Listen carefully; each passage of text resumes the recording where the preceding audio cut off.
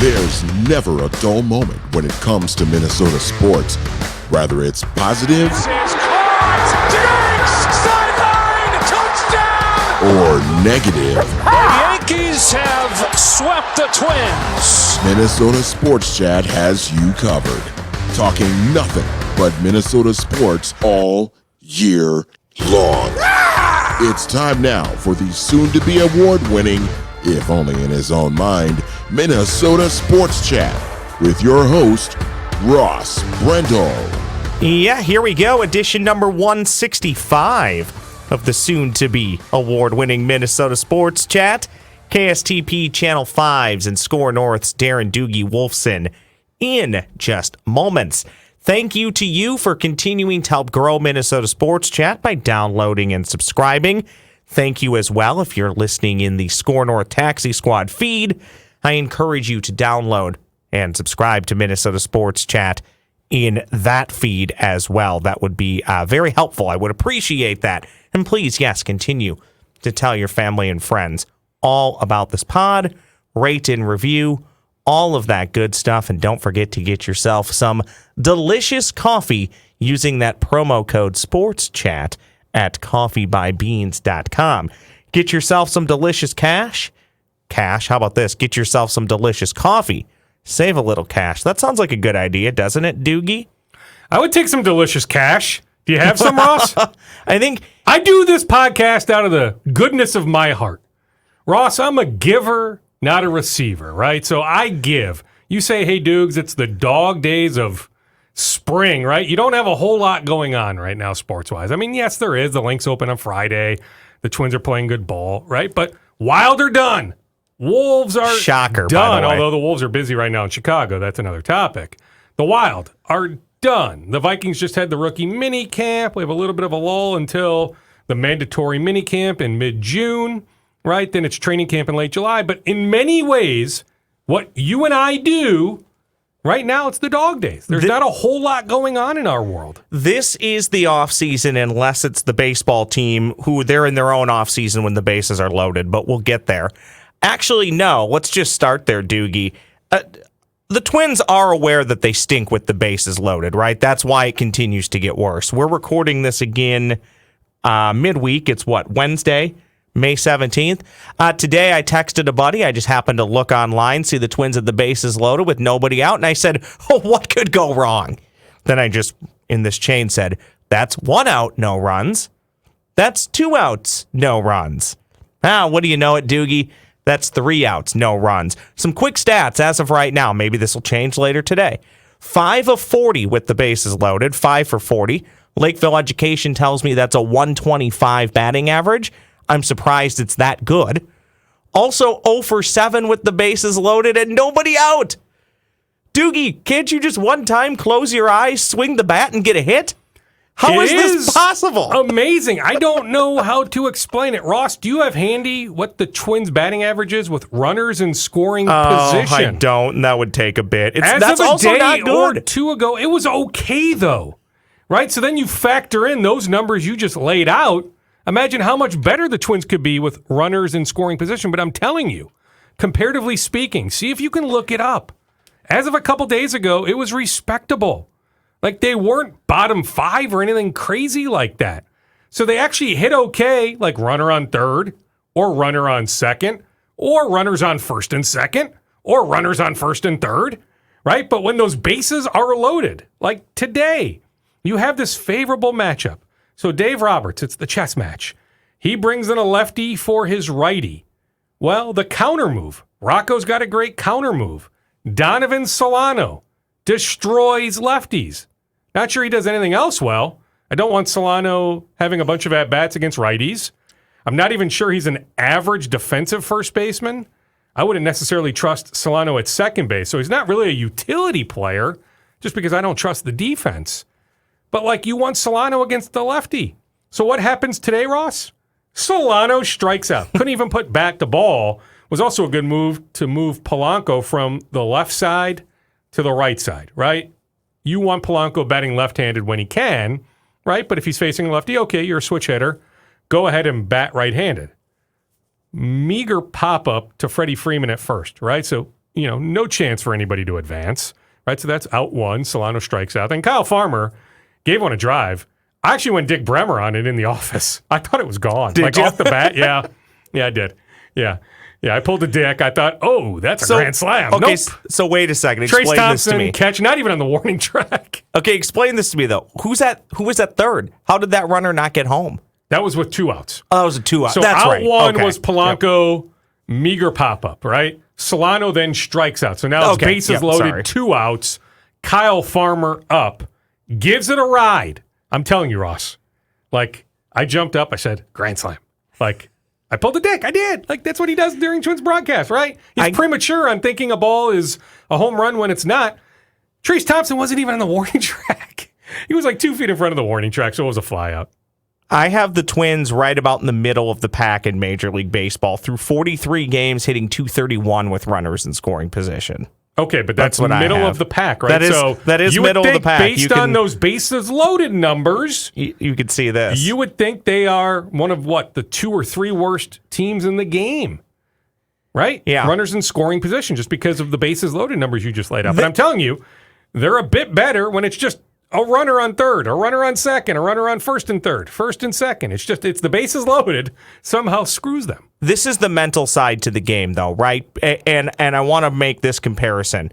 When Rocco first got here for a couple seasons, even when the Twins were adding to this total, he went with, the playoff losing streak has nothing to do with us. Different guys, different team, yada, yada, yada, which I always thought was crap. Well, then sure enough, because players are aware of what's happening, they know about the history, even though they'll tell you they don't pay attention. Newsflash, they do. Well, sure enough, Rocco adds about 5 losses to that, then comes out and says, I'm going to paraphrase his quote, but his quote was basically, well, I guess at this point, we've contributed to it, so we kind of got to own it. Yeah, no S, Sherlock. And I would say the same thing. So I don't know what... Yeah, what is he supposed to say? I'm with you. No S, Sherlock. Yeah. Absolutely. One of my favorite sayings, right? In fact, with my potty mouth, I'm surprised I didn't drop the S.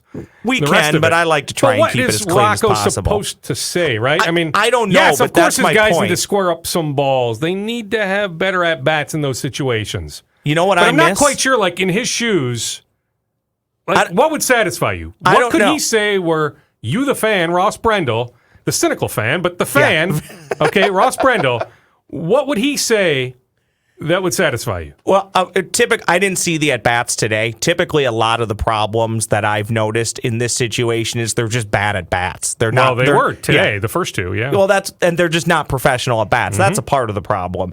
I would say this. I long for the Twins used to, at least for the most part, get maybe 1 run, but it would always start with a 6-4-3 or a 4-6-3 double play. Doogie, I long for the days where the guy batting with no outs just hits a chopper to the shortstop or second baseman. Yeah, where they concede the run. Yeah. You get 1 home. Yeah, I did see a note from my good buddy Seth Kaplan on Twitter. So I don't know how far it goes back. So I guess I need a little bit more context. But the point stands that going back some amount of time, the average for a baseball team, when you have the bases loaded with no outs, is to score at least 2 runs. It's 2 and change, right? It's like 2 point, whatever the average ends up being, 2.28, 2.29. But for sake of the conversation, it just makes more sense to round up or down. In this case, we'll round down to 2 runs. You're supposed to score at least, on average, 2 runs when the bases are loaded with no outs. Yet the Twins are the numbers you laid out. I think the biggest part of the problem here, Doogie, and then we'll move on to a couple other topics. The biggest part of the problem for this team, to me, still remains for the most part. Maybe it was last weekend or 2 weekends ago. We were still to the point where the Twins were scoring roughly half their runs on the home run ball. This team is still entirely too built on hitting the ball over the fence. And we had heard some rumblings that was going to change. And it really hadn't until about this week. We did start to see some things. Running the bases more. I thought the suicide squeeze was awesome. This team, when you look at how they're built, Doogie, should be able to manufacture runs, yet everything is still swing for the fences and try and put it outside of the park and into the stands. And I don't entirely get that, especially when you look at your number 1 competition is incapable of hitting home runs, and they might still win the division in the Cleveland Guardians. I don't think they're winning the division. I'm sure they have a run in them, much like last year. If you look at it right now, though, the Twins are on pace to win 89 or 90 games. The Guardians are on pace to win 76, 75. I'm not saying the they Tigers will, are in that ballpark. but they I think the could. Twins are going to win this division comfortably. Now, guess what? You may be able to queue up this audio in August or September, throw it right back in my face. I would never do that to you. I've been wrong plenty. I see the Twins comfortably in the playoffs, but that's not the bar. We're ready for them to end the 18-game playoff losing streak. Not only end it, like I don't think winning one playoff game will satisfy the masses. How about a series? Win a series. We're not expecting you to win multiple, get to the World Series, win the World Series. That'd be great, right? We'd enjoy it, but like I think we'd be satisfied by saying, okay, successful season if you advance past the first round of the playoffs, especially after the last couple years. I think at this point, Doogie, whether you're the 3 seed playing the 6 or maybe you get one of those buys and you're the 2 seed, I agree with you. Winning a playoff series would be awesome. However, I do believe in high aspirations, low expectations. All I really want out of this season is end that stupid losing streak. Which is fine. That's it's plenty fair because guess what? You look at the domination of the American League East.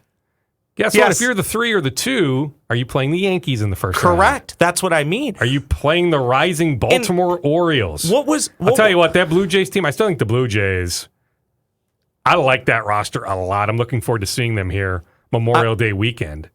I know they're maybe slightly underachieving, although they're pretty good, but I still think Toronto has a chance to win the American League. I really, really like the Blue Jays. But at this point, it looks like Tampa is going to win the East, right? Like when you create this sort of separation with the run they've been on.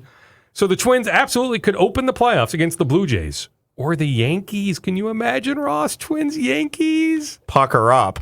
That's what that would Absolutely. feel. A lot but of it's not all doom and gloom. I know we started doom and gloom, bases loaded this. I'm a believer. It's home run or bust, which to me is, it's the culture of Major League Baseball in many ways. Yeah, maybe, a little bit more so here compared to other markets. But I'm with you. Like when you have Buck and you have Castro when he's in there, you got guys that can run.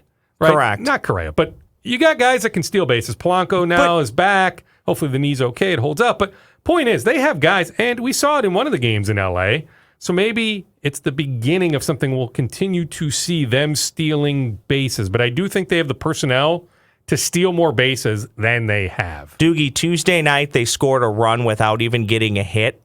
I could have fallen asleep, never woken up, and died a happy man. That was incredibly beautiful baseball. Leadoff runner walks, steals a base.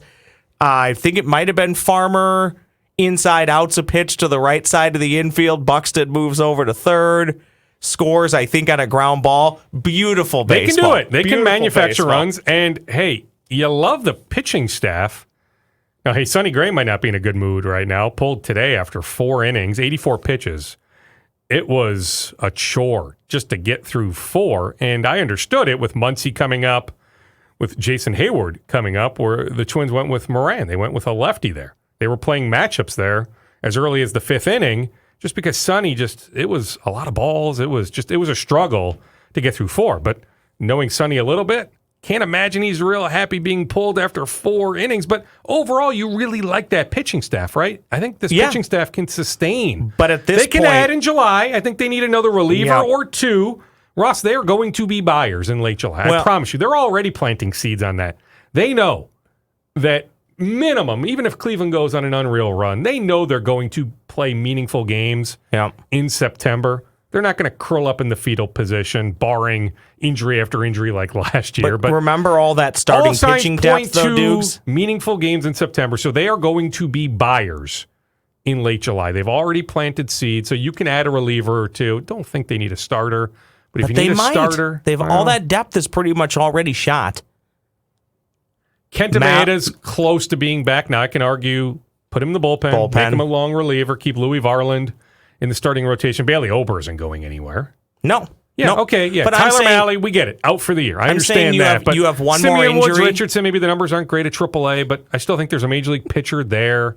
Heck, Randy Dobnak. How about Jose De Leon?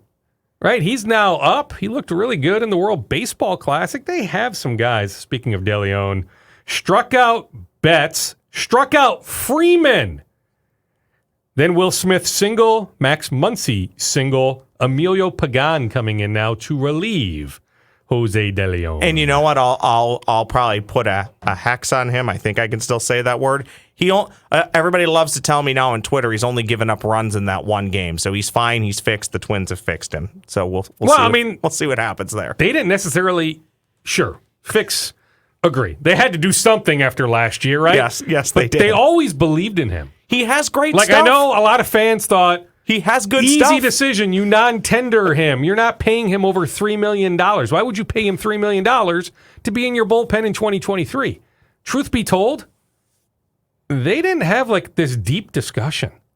It was pretty easy for Falvey, Levine and company to say, yeah, we want him back. Well, his big we problem, absolutely want him in our bullpen in 2023. His big problem last year was you could see the stuff plays and it's good stuff.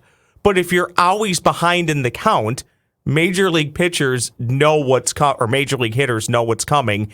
And to your point, Doogie, in today's game, they'll hit those pitches a long, long way. Let's talk about the other team that plays on almost the exact same footprint. I want to get your opinions on the Minnesota Timberwolves, what they are going to do this offseason, what you know that you feel like you can float to us.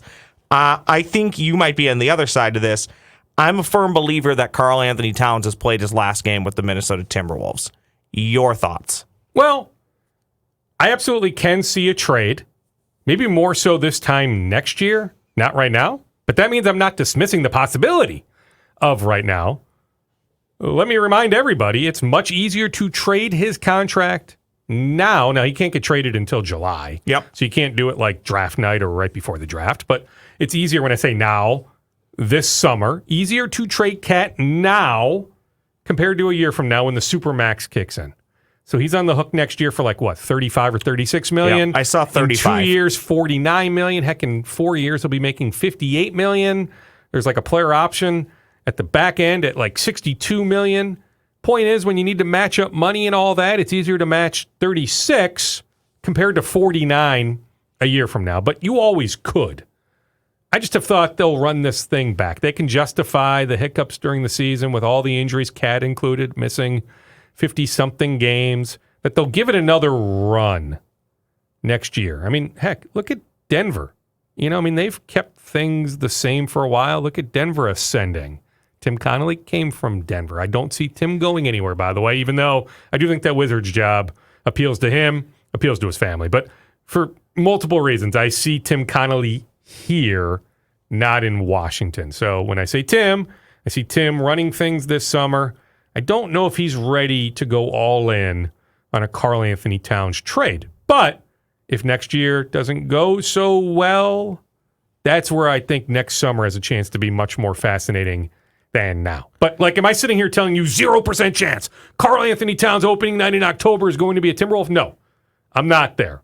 I'm not dismissing the possibility. I'm not. I'm telling you, I think he'll be here in October. I do not blame the Minnesota Timberwolves for this one bit, but it does add to the hilarity of the history of the Minnesota Timberwolves. Can I interrupt you, Ross? Emilio Pagan comes in, walks Jason Hayward, walks Vargas. Dodgers tie the game. Back-to-back walks. I'm looking at the same thing. So there we go. We put it out. How come you're not giving me grief for my Oklahoma shirt? Oh yeah, I why? Well, I'll give you the story. Twofold, okay? Older son loves to go to Shields in Eden Prairie. Okay. Right? And I found this shirt for $8. It was on $8, right? And okay. I like the Nike shirts. It's black. I've got a big belly, right? So it covers up some of the belly, all that good stuff, right? Oh, wow. Grand slam. I'm actually... Oh, there we go. Pagan's back. See, funny how they did it, Doogie. 2 outs with the bases loaded. They scored 5 runs. 5 runs. Right on cue. You need to post this audio immediately, Ross. You cannot make it up, right? You're right. Right on cue. He's back. He's back. So anyway, twofold. So my son likes to go to Shields, the older son, right? And we find good deals, on their clearance rack. So I found this for... It was $8.99 or $9.99. Another great spot, clearance rack, Marshalls. Yeah. Marshalls, fantastic. Yeah, big fan of Marshalls. Yeah. Is the one still open at Mall of America? Yeah, well, within the last year. Okay. I stopped there within the last year. There's one not too far from me now in Badness Heights. Okay. I've got some really good Gopher gear. I got a hoodie, brand new hoodie that I think came from Costco, which we'll get to, that Marshalls must have bought. They were selling it for $9.99. Yeah, it's a good deal. So I got this shirt for $8.99 or $9.99. And my guy, had a nice conversation with him earlier this week. Jake Irvin of Bloomington. Yeah. Now in the Washington Nationals rotation. He was Oklahoma's Friday starter, their number one starter, 2017 and 2018, right? He was drafted in 2018. So it would have been his final 2 years at Oklahoma. If I don't have the years right, 2016, That's 2017. okay. Somewhere in that ballpark. But Jake is one of my guys. University of Oklahoma. So Boomer Sooner. I'm not going to give you crap for the shirt. I am going to give you crap that you're wearing sandals at work. I am, yeah. I take casual Friday to another level, right? Even though we're chatting It's here Wednesday. on a Wednesday. Yeah, I'm aware. Trust me, there's a lot of things I'm not aware of. I'm aware it's hump day. I'm aware it's Wednesday. But in my world, today is casual Friday because it's the one day I'm stationary. I'm stuck here in the office. We're secluded, rightfully so. TV newsroom, like the sports department. Watching games, having loud conversations. I'm just naturally loud, right? We shouldn't be in the center of the newsroom. So we're tucked away, right, just to paint the picture for the audience. You've been in our sports office many times. And so it's not like I'm interacting with a whole lot of people. And so why not? Ross, I mowed the lawn today. We've got some road work going on. One side of our street, we're on a corner lot. And so one side and then the next side's getting done next summer. But I'm maneuvering around all these XL Energy Center flags for the water line, the gas line. There's all sorts of stuff in our yard because they're digging up, putting in new curbs and all that. And anyway, so I'm navigating. There's dirt flying everywhere, right? So it was a chore. Hey, part of the duties, right? You own a house, you got to mow the lawn, right? The wife does enough, so I better do something, right? Happy wife, happy life. And so, I decided, okay, it's time to mow the lawn. We're due. I kept pushing it back and back and back, and finally I had to do it. But I got so damn dirty, and it was a hassle. And so I just decided, you know what? After I showered, I'm like, I don't even feel like putting on shoes again. You do look nice and fresh, though. I'll give you that. I got my hair cut this morning too. Yeah. Here's my quick Timberwolves note. Then we'll do 5 filler questions. We'll both go on with our merry days. The Joker went 41 overall. Okay. So you don't need a top 5 pick to build a team. It's a lot harder, but you can get lucky. You can do your due diligence. You can find a player. That is the outlier, though, right? Correct. The Manu That's the mirage. Ginobili's. That's not any Jokers. sort of trend. Okay. Tell me, because you would know, how much due diligence did the Timberwolves do on the Joker? Because do you know who had the 40th overall pick that draft? Well, it was Flip Saunders, right? Did Flip end up selling that pick? Is that when Flip put me on timeout? Have I told you that story? No, but here's what I saw. 40th overall. Or was that 2013 that the Wolves sold a pick? Did you give... The Wolves sold a pick either in 13 or 14, right? Because Flip passed in 15, right? Do I have my years right? I think you do. Flip's first year back was 13. I think he sold the second-round pick in 13, not 14. So anyway, post-draft press conference, I asked some question about selling the pick, how it's just not a good look, the optics, blah, blah, blah. Flip ends up calling me late that night, puts me on a timeout. Yeah, and you guys are besties. And by the way, that timeout lasted all of like 4 hours. I saw him the next day, and, I bring that up. We didn't actually hug, but it was, we were fine. It was more tongue-in-cheek, but he was not happy with, that was his way of telling me, Doogs, I'm not happy with your question, so I'm putting you on a timeout. But I'm pretty sure that was 13. So the Wolves had it in 14, the 40th pick? And so that's one pick before the Joker. They took Glenn Rice the third. Or Glenn Robinson the third. One of the two. Robinson, Glenn Robinson the third. Did the Wolves ever do any due diligence on the Joker? Do we know? A whole lot. They did do a whole lot of diligence on the Greek Freak. I can tell you that. Yeah. Well, Shabazz, I think, proved to be a better pick. And I know it's easy to say after the fact, although it's not a good look, but Flip told me a number of stories, right? Going over to Greece to scout him personally, really, really liked him. Just couldn't quite. That was his first, right? Was Giannis the 13 draft? Yeah, yep. Okay, because the Wolves took Flip's Shabazz, first I believe. Draft in charge, and he really loved Kentavious Caldwell-Pope, who's playing really well right now for the Nuggets. Really, really liked Victor Oladipo, in fact, but Victor went, number 2. Kentavious Caldwell-Pope went a pick or 2 before the Wolves. Ended up, with Shabazz, and that was the Gorgie Jang year as well, right? But Flip, I think, was hoping that Giannis would get to that second first-round pick. Really, really liked him. Just first year back, just wasn't... I mean, heck, I could have argued, if you're ever going to do it, you've got enough of a runway. It's not like you're under all sorts of pressure immediately. If there ever was a time to do it, that was the time to pull the trigger. But he just felt like the timing wasn't right to roll the dice. But no, I don't remember, to answer your question, long-winded answer to your question, I don't remember in 14 a whole lot of Wolves, Nikola Jokic steam. Heck, you could ask Tim Connolly. I mean, Tim will say he'll credit European scouts, others in the Nuggets. Like, it's not like Tim Connolly did personally all this homework on Nikola Jokic, right? It was others around him making the recommendation. Hey, credit to Tim for listening to those on his staff, but it's not like Tim did all this individual homework on Nikola Jokic. But no, there was not pre-draft 2014 a lot of Wolves Nikola Jokic steam. To this day, taking Johnny Flynn over Steph Curry, still believe it to be the right move because Johnny Flynn, Hall of Fame smile. That means a heck of a lot more than being a Hall of Fame basketball player. Well, yeah, I mean, we can go up and down the list, right? And I mean, that was Curry's representation, trying to drive the bus to New York, not necessarily Golden State, but New York, who had the pick after Golden State. But, if I remember, Steph wouldn't come in for a pre-draft visit.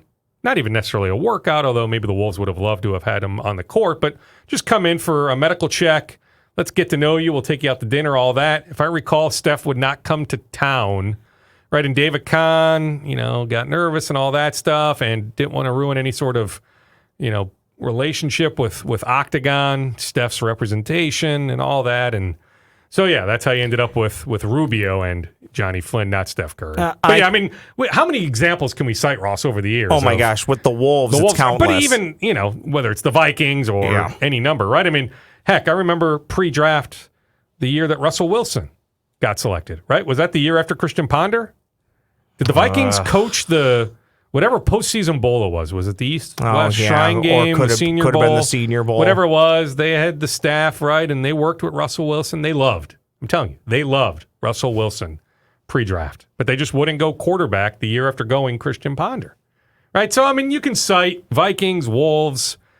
I don't have as many wild, right, but I'm sure there are some wild stories. Heck, even Twins, I'm sure there's nothing that instantly jumps to mind, but I'm sure there are Mike examples. Trout. Yeah, well, and remember his that dad was a played lot for the of Twins. people. Yeah, well, and hey, Wilson, is his first name Jeff, Tom, doesn't matter. The Twins' New Jersey-based scout, Wilson, last name's Wilson, he loved Mike Trout. He did. But, yeah, I mean, where did the Twins pick that year? Was it top 5 or... The top 12, and Trout went like, what, 22nd, 23rd? No, the Twins literally took Kyle Gibson, and then Mike Trout was taken. Was it one pick later? Yep. So I've always said, you know what? Again, the Twins... Gibson was okay, right? It wasn't a complete waste of a pick. But I'm telling you, they really liked. But by comparison, I didn't realize it was one pick. Yeah, I think it's. I thought it was more like 5 or 7 or 10 that there was enough of a separation. Okay, thank you for that. I'll give you another one. They thought they had a deal done years ago with international free agent Miguel Cabrera. Yes, I remember this. Remember that one? I've heard this story. Yeah, the late great Mike Radcliffe, right? I mean, he could spin some stories about that one. But so there's so many different stories we could tell, but I don't remember specifically 2014, the Wolves, doing all this homework on Nikola Jokic. Do me a favor, look up Gibson and Mike Trout if you can. I'm going to let people know about Beans Coffee, do a quick 5 filler questions and go home. Beans Coffee Company, Doogie, guess what? It's finally spring. I heard somebody down at KSTP, I can't remember which one, said we can finally put winter behind us. It only took till the middle of May to hear those words, but that means it's springtime. That means the Beans Coffee Company pop-up shop, they're taking reservations that offers hot and cold espresso drinks, drip coffee, and so much more. It's a great office treat for employees, special events, and fundraisers as well. You can book that pop-up shop at coffeebybeans.com. And while you're there, hey, get yourself some delicious coffee, either buy the subscription or buy the bag. Use the promo code SPORTSCHAT, that's SPORTSCHAT at checkout. You'll save some cash, and guess what? Free shipping on all orders of $35 or more. That's coffeebybeans.com.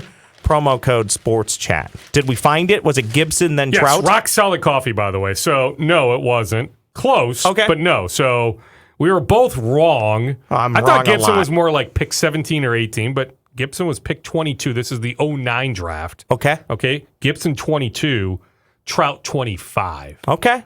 So there was a little bit of a separation there. Not literally the next pick, but clearly when he's going a few picks later and he was projected to be a mid-20s type pick. I mean, the Twins did all sorts of work. Their scout, Wolfson, that I know, New Jersey-based. He's had his fingerprints on many Twins draft picks over the years. I remember him telling me along the way that he really liked Trout. Well, and also, really liked him, right? And you like a lot of guys in your region, right? So he went to bat, right, for a guy in his region. pun intended. Yeah, exactly. But it didn't work out. But they did like him pre-draft. And if you scan that too, Doogie, I don't want to give the Angels too much credit. They had another pick before Trout, and they didn't take Trout, right? So not everybody gets it right. Sometimes you get it right, and you were even wrong.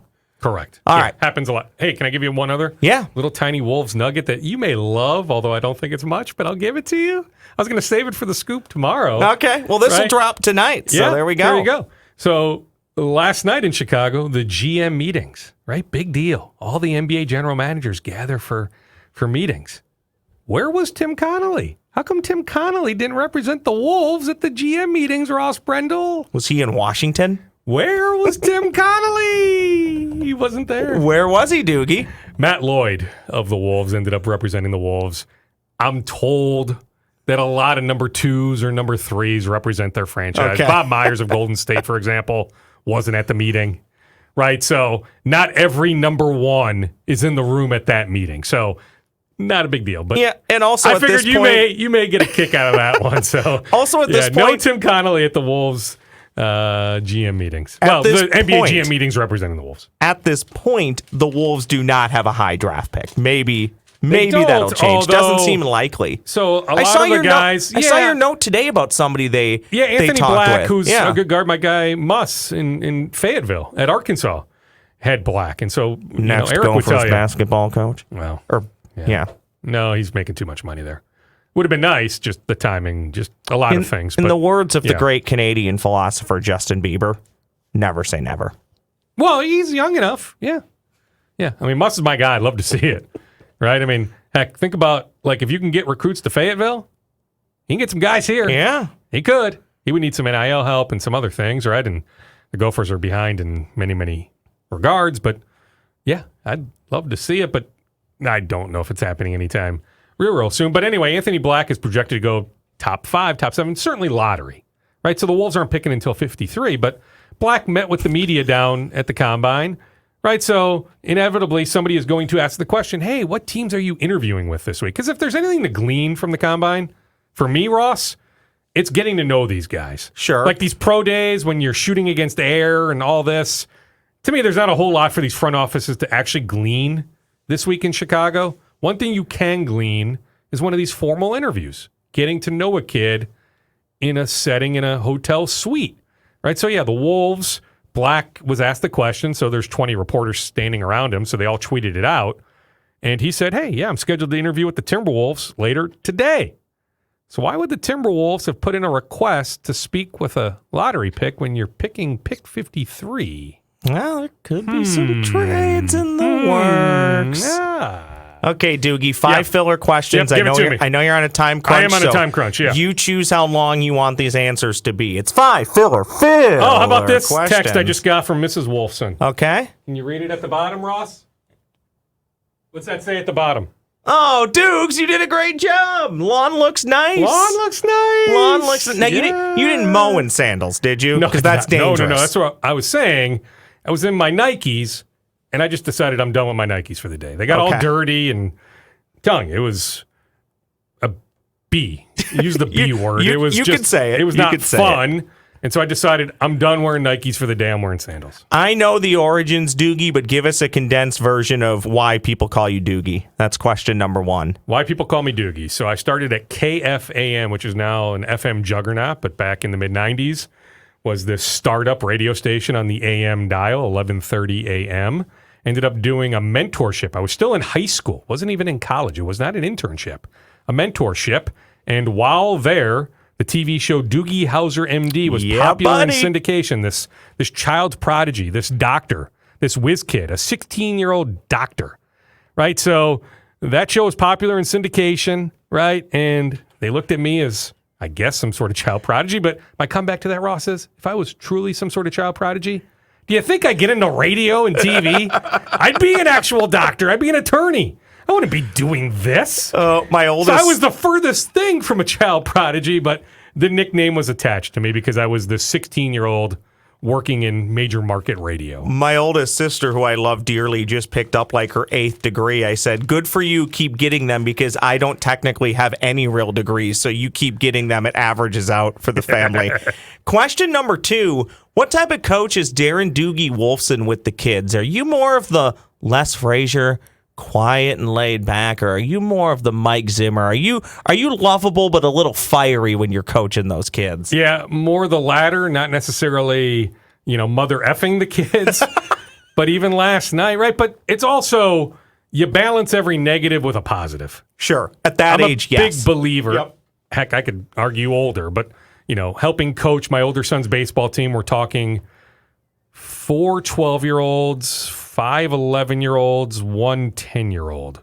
All right, so you got to pick your battles, right? But had to remind our left fielder, a 12-year-old last night, who dropped, and I was a little upset because my son was on the mound, and he ended up going 3 innings, gave up 1 unearned run, had 7 strikeouts. Like, he dominated last night, which was great to see. Gets his athletic talent clearly from mom or somebody else in the family, not me, but his left fielder let him down on a routine play, glanced off the top of his glove. Right, it happens, but a catch he should have made. So, you say, hey, Mac, I've seen you make that catch many times in practice. I know you're fully capable of making that catch. You will have a play later this game, which I don't know if he would or not, but you will have a play later this game. Make sure you make it, because I know you can make it, right? Yep. So is that me being an a-hole or trying to prop him up? Well, guess what?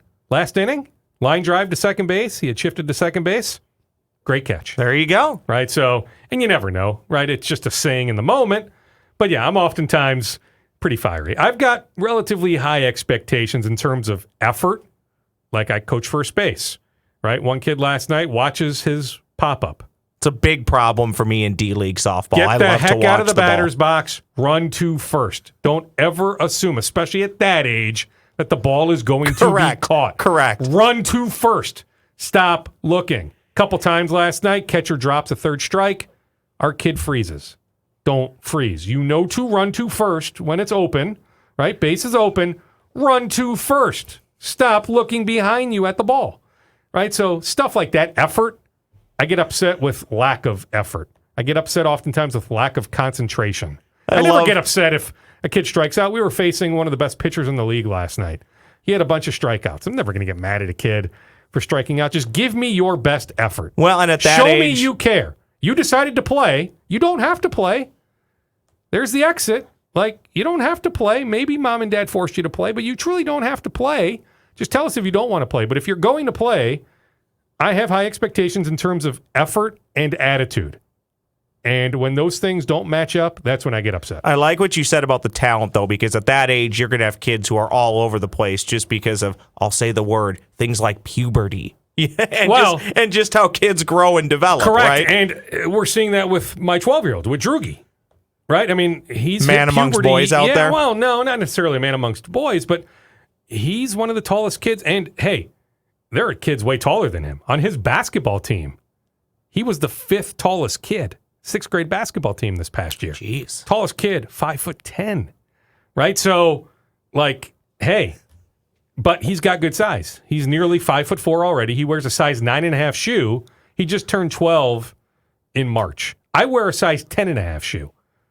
He just turned 12 6 weeks ago. He wears a size 9.5 shoe. So, yes, puberty has hit him a little bit earlier than other kids, so he's taking advantage. But to me, it's all going to even out. Watch what you say, because he'll kick your butt pretty soon. Okay. Hey, by the way, look who's calling me, right? And I can't answer it. This brings a tear. Ross! Take it on the air right now. Ross, no, I'll call him right back. Well, if you call him back, will he answer? I hope so. Can we say who it is? Sure, go ahead. Doogie just big time Glen Taylors so we could finish 5 filler questions. But I'm not going to be.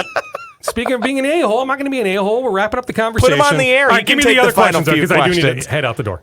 Serious question. Are there any great intern Ross stories from 17 years ago? Oh, God, Ross. Do you remember any? Was I a prick? Did I stink at my job? No, you didn't stink. We met at that same station. No, I mean, you've made it this far because of your work ethic. Oh, that's very nice. Because there's a get it factor. I oftentimes put people in 2 categories. You either get it or you don't get it. Yeah, 100%. You clearly get it. You've got this charisma. You've got this confidence. Oh. right? So it resonates. So This was I don't not to remember, build me up. I was hoping you would rip me. No, I don't remember any one specific story, but I just remember you being willing to do just about anything and everything to help us, help me, but more so us, the station. And so forever grateful. If you were willing to stick around and wait an hour and a half after a Timberwolves game for Kevin Garnett to come out and give you nothing, that is a good barometer for work ethic, because I had to do that multiple times. Any new Costco finds to be aware of? I got one for you, Doogie. The Kirkland, I'm sure they've had them forever, but the Kirkland chocolate ice cream bars, oh, they're so good. I like the Yasso bars. Those We go are Yasso. so good. Yeah, we go the Yasso, the mint chocolate chip bars. But I will take your recommendation next time I'm there. I'm more upset right now that I used to get a certain protein, Orgain protein. Used to get it all the time for my protein shakes in the disappeared, morning. didn't it? It's disappeared. Yeah, that's a Costco And thing. so, yeah, I'm more upset than anything. I love the Kirkland Trail Mix. Big fan of that. I got that But home that's right not now. necessarily new. I've been getting that for years. But yeah, more upset about them discontinuing carrying a product that I had gotten there for a really long time. You see the traffic report? The guy who bought the pallet of water at Costco pulled out and immediately all fell out of his truck, and there was a No, pallet I of didn't. water all over the road. Love it. Final one. I'm trying to goad WCCO's Chad Hartman into appearing on this podcast. Can you say something that will make him so irate he has to come on? I don't know about irate. Would you like me to facilitate that? Nah, I think I could probably facilitate it too. Yeah, I mean, I can help you. I don't know if I'm going to say anything that'll make him irate. He knows me too well, right? So he'll know I'm trying to get him going, and in turn, he'll purposely not get going. So I don't know if there's anything I could deliver right now to really like fire him up to get him on the podcast, whether it's tomorrow or later in the week or next week. But I can certainly help facilitate Yeah. it. I'm sure he would do it as long as his schedule matches. Well, up. if he starts big timing me too much, then I'll put you behind the scenes at work. Okay. Perfect. All right, Happy you, to help. You get out of here. I'll wrap this up. Okay, Thank sounds you, good, Ross. Doogie. Good to see you. I appreciate it. I'm glad we could poke fun at Pagan together. That was quite hilarious. That is Darren Doogie Wolfson from KSTP Channel 5. Also, SKOR North. You'll hear him on with Mackie and Judd doing a little reckless speculation. The Scoop podcast as well. So make sure you are following Doogie on that Twitter machine. If you aren't, he is at D Wolfson KSTP. Just a tremendous human being. And as you can tell, somebody I like spending time with because he is quite hilarious and really fun to talk Minnesota sports with. So that'll do it for this edition, the 165th edition already of Minnesota Sports Chat. I can't believe that. Incredible. 165 already. Thank you so much for coming along for the ride 165 times. For those of you who have done that, for those that are new, hey, I'm still happy to have you. Please tell your family and friends all about this podcast. Please make sure you rate and review. And yes, if you are listening in that SKOR North Taxi Squad feed, I would encourage you to subscribe to Minnesota Sports Chat wherever it is that you get your podcasts. And also thank you for waiting out a lengthy delay. I think it's been about 2 weeks since I got a pod out. I love to get one out every week. Every now and then the real life schedule gets in the way a little bit. So much appreciative. I am fine. Everything is good. I'm happy. I am healthy. And I am grateful for you that you give me time almost each and every week. Thank you so much for listening to Minnesota Sports Chat. I'm Ross Brendel. We will talk again real soon.